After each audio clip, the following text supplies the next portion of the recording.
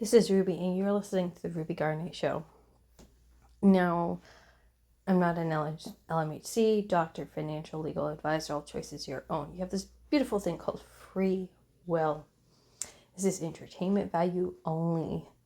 So if something doesn't resonate, just drop it. It's okay. We can say something's not for us if it's not for us. So today, what we're going to focus on is Four of Pentacles with the Lover's card, because now that we're getting to the point where you kind of have a sense of what I'm doing, we're going to up our game.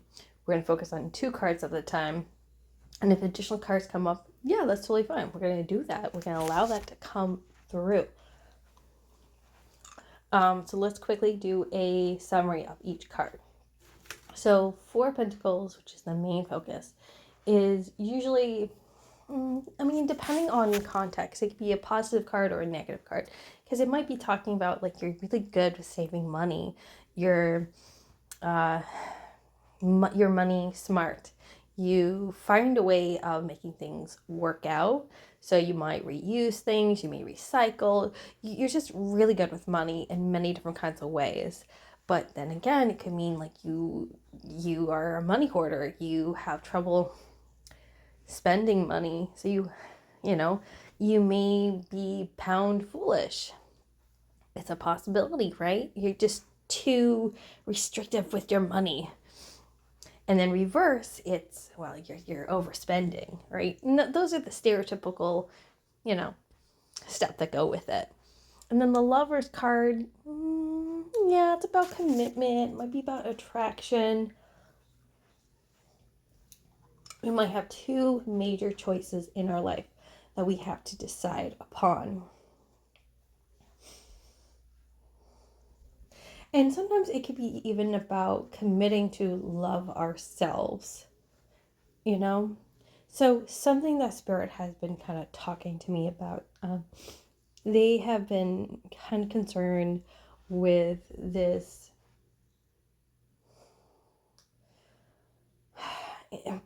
restrictive nature that we humans do, including myself, where we're kind of hard on ourselves when it comes to manifestation and specifically manifesting better money.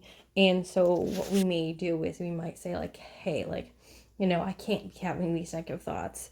It's not okay. I need to be better about this. I need to be better about letting go and releasing control. I need to be zen all the time.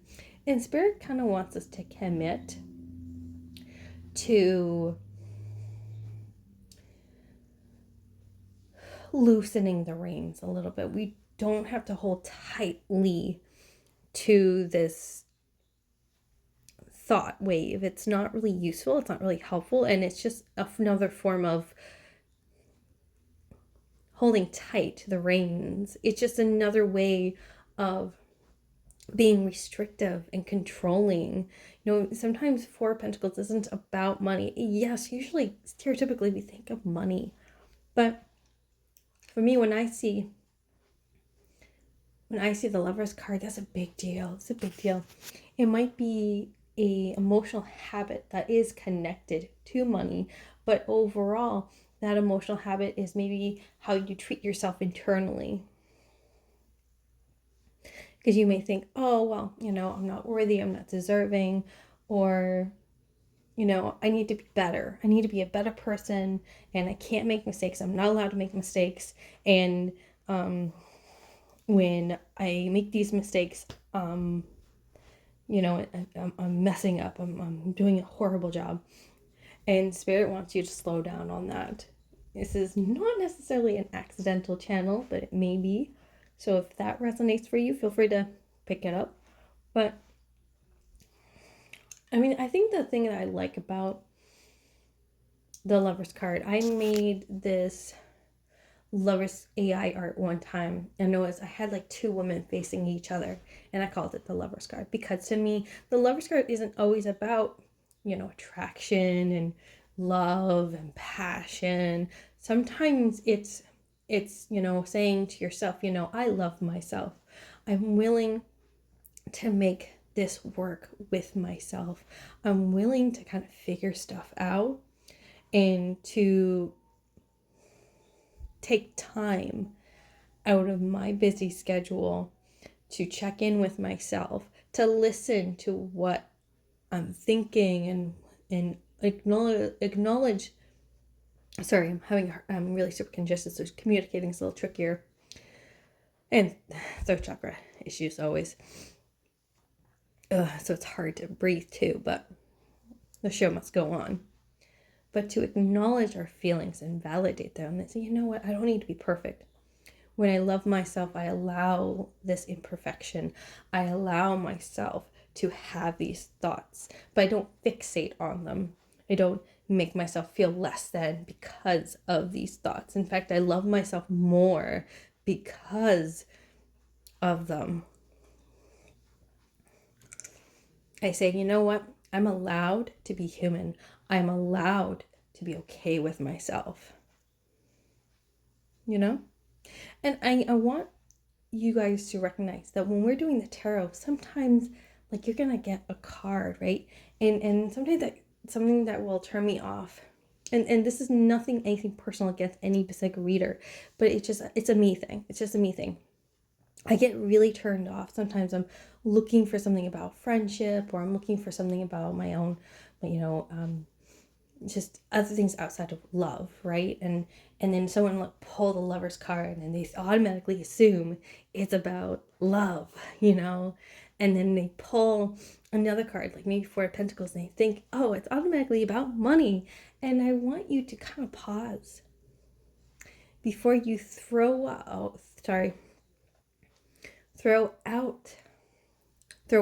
there these very quick, snappy judgments. It's okay to pause.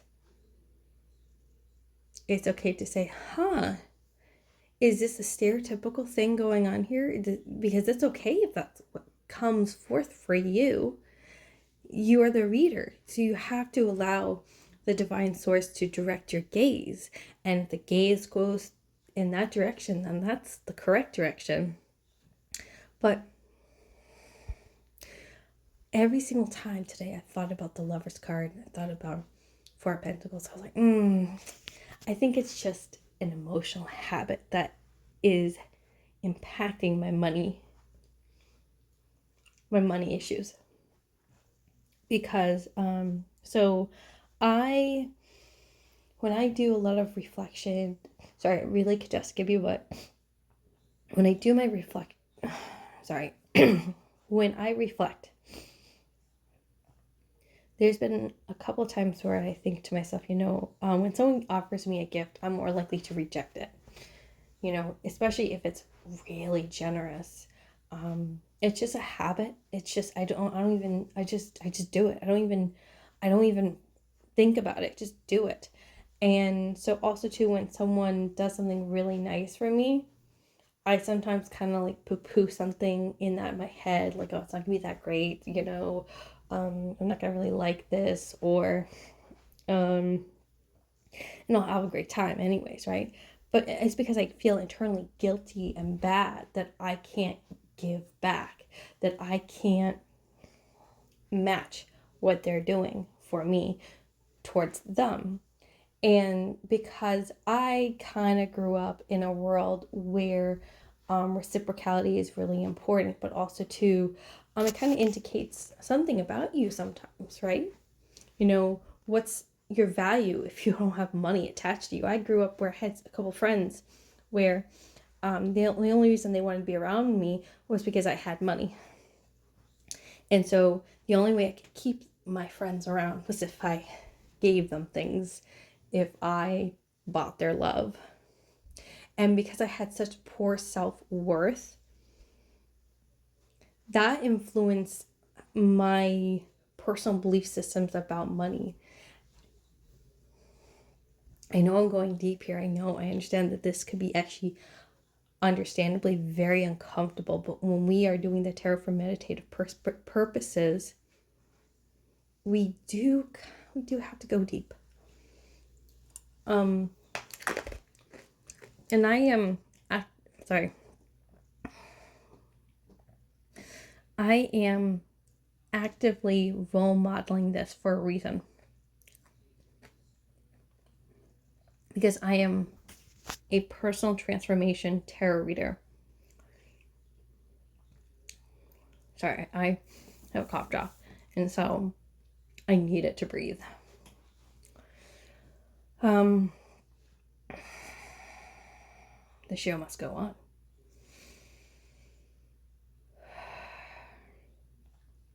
And so if you think about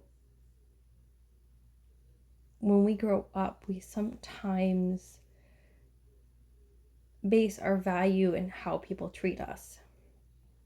Like, I'll give you an example. Say you're a small child and you're crying and you need to be held, you need to be loved, but you're not receiving what you need in that present moment in time. And then you become an older individual, and that had an impact on you. So later on, maybe you saw other people as you got, throughout the years of your development, you saw other people receiving nice things while you didn't really receive much in return. You just became the forgotten child. And that's painful.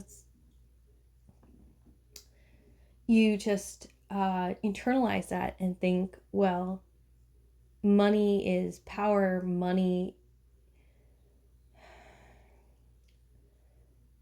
I'm not worthy and deserving of nice things, of getting my basic needs met.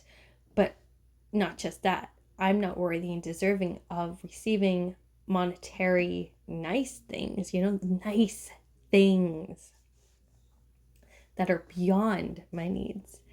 And then you get older when you actually start to having access to money, where you make your own money, and you think, oh, now I have money, so that means I can, because I saw people get their love bought, or they receive nice things, maybe not necessarily to buy their love, but you think, oh, well, this is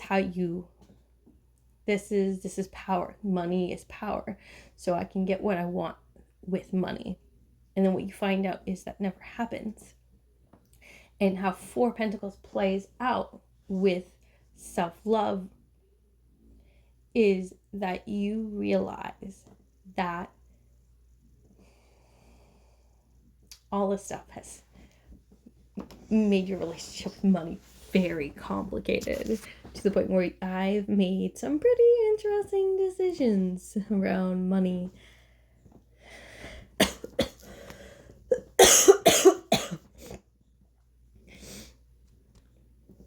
And I recently did an episode on the Tower card where it talks about looking at the red flags, being honest with yourself and picking up on these red flags so you can avoid a crisis. And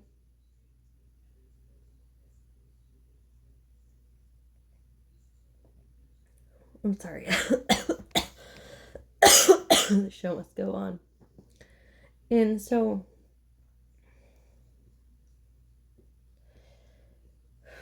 isn't that a red flag? Even if it's just about yourself, like, hey, like, I thought that money could get people to love me. Why am I not deserving of financial success? That makes no sense. Why are you worthy of financial success?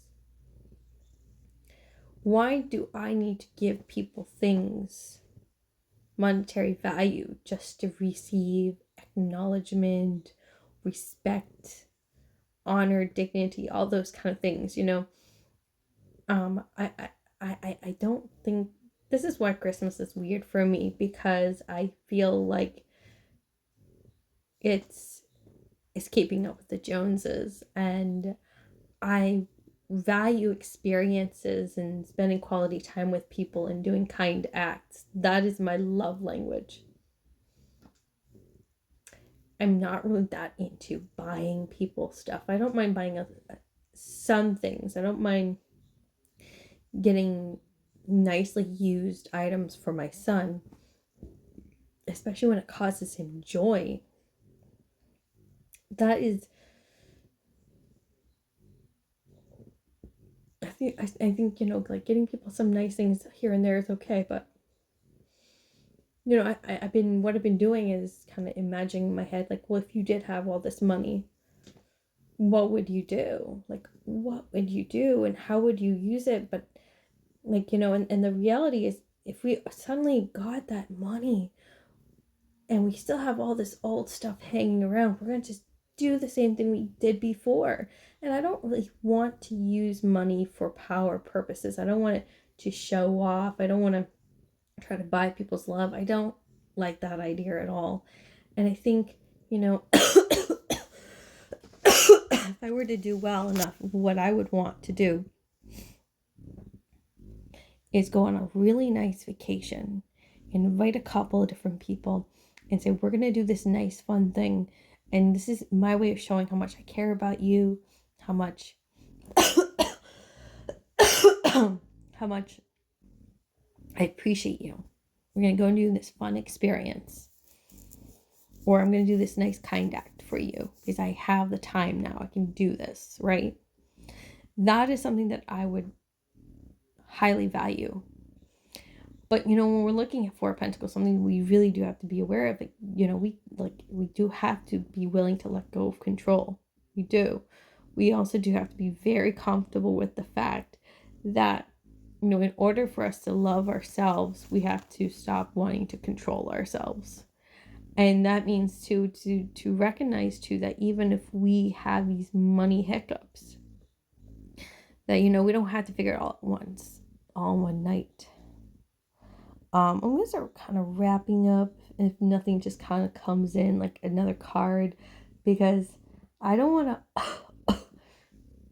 push too hard with exploring the Lover's card and Four of Pentacles too much, because I think like sometimes when we, in my personal experience, sometimes like you can drain the well intuitively, like there's not anything more to say. And in my personal opinion, when you're doing readings, let's say someone buys an hour worth of a reading, but guess what? The trail ends. Like, there's no more to talk about. Then, like, oh shit, like, what do you do? I'm like, well, then I would have no choice but say, well, do you have any other issues, concerns? You want to talk about something different? Because this is resolved. There's nothing more to talk about this particular topic, this question, this theme, this challenge, this concern of yours. I could try, but we're not going to get anything out from this. And that's when I would say, like, is there anything else? Is there anything else that Spirit that you would like Spirit to talk to you about? I keep getting a lot of ace energy lately. Aces are awesome. I love ace energy because of the new beginnings. Yeah,